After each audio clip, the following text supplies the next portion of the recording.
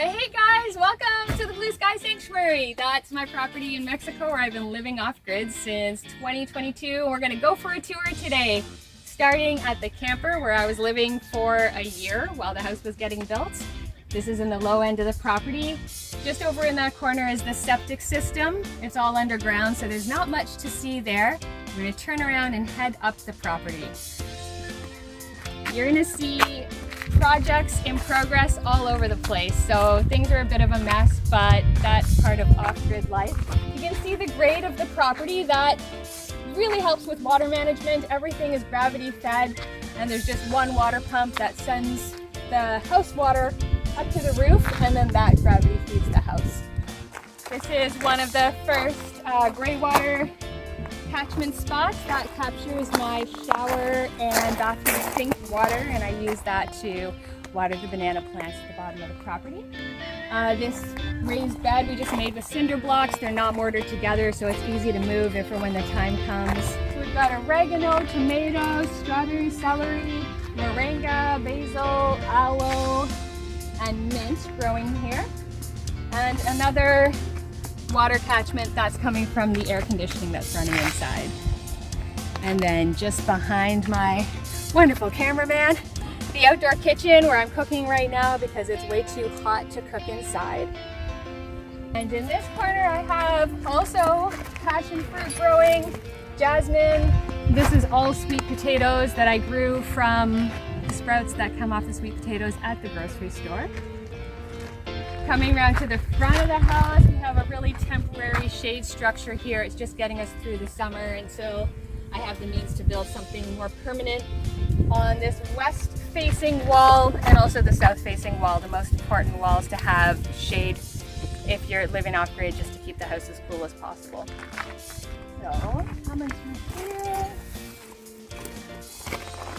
we're up to the cistern, which is my holding tank for water. It carries 10,000 liters, and that lasts me, last time I got a delivery, it lasted me 6 months. I was living on just around 100 liters of water a day. I'll make another video about how I was doing that.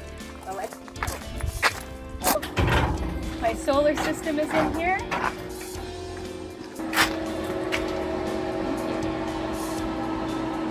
Yeah, that's the battery and the inverter. And then the panels, of course, are on the rooftop, along with that holding tank of the water, which I mentioned earlier.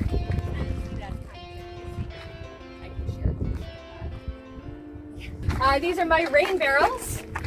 We're supposed to be getting rain next week, so I'm looking forward to these filling up, but there's one, and this one's also about 2/3 full.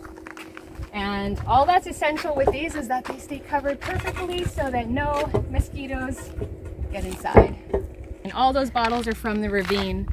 They don't offer any financial incentive here to recycle your glass bottles. In fact, you have to pay to take your recycling in, so it's really easy to find glass bottles here. So really we're kind of doing a public service by collecting glass bottles and making stuff out of them. So before we go inside, I'll show you the one that I started. That's just right here. It's just begun.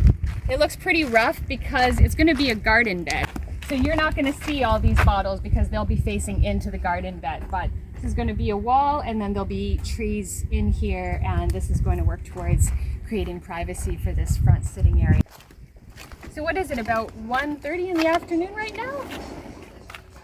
2 o'clock, yeah. 2 o'clock. So it's, yeah, midday. And it's pretty nice and cool in here, right?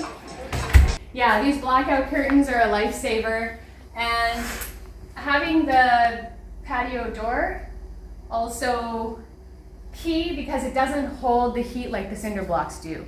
So this blocks out the sun in the day, and then in the evening after the sun sets, you open these doors and the cool air can come in really quick and easy. So that was a strategic decision, to have more glass on the west-facing wall so that you wouldn't have a wall of heat, basically. And what else? All of this furniture that you see was purchased used, except for this bed, and there's a bed in the middle of the living room because this is the coolest place to sleep there's not much to say about my bedroom, but we'll just kind of, that's it in there. And the bathroom, we'll kind of take a little tour in here so I can show you one of the seemingly crazy things I think I do each day, which is, this is my shower water, and I just tip the tub up on its side, and I scoop the water into my pitcher, and I use it to flush the toilet. And every time I do it, I think people would think I'm crazy. Why am I even doing this? My only answer to that is because it's so satisfying. I just love being resourceful.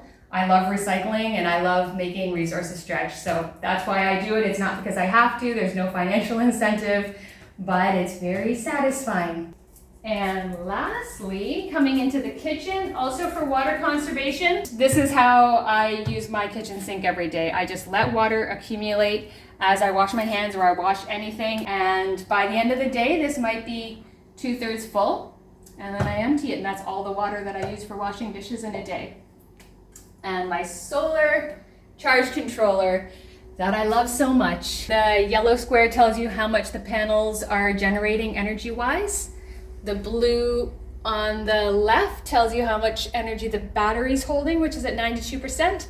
And the green in the right corner is telling us how much energy we're using. And being that we're running air conditioning right now, it's up above 1,000 watts, but we have enough energy because it's the day, so it's not an issue. We cook on gas, so we're not using any of the electricity to cook. And then my fridge, digital inverter technology, which is awesome for energy conservation. This fridge runs absolutely no problem on the solar power that we have here. I've never even had that battery go beneath 40%, and it could, if we wanted to, it could discharge all the way down to, I guess, 1%. It can do a full discharge, but I've never needed to. And you can see the air conditioning is running. It says it's 18 degrees, but it's honestly, probably 25, 28 degrees in here, but it's a lot cooler than outside. So this is it. I just wanted to share what my off-grid house looks like, because I feel like there's a lot of YouTubers whose off-grid houses look like a wood shack in the woods and looks like really hard to live in. It's a lot of hard work, but if you make the initial investment, ultimately your off-grid place can be as comfortable as this, or maybe even more comfortable if you make a bigger investment. But for now, I just wanted to share where we're at. Like I said, it's a project in progress, and I thank you for checking it out with me. Bye for now.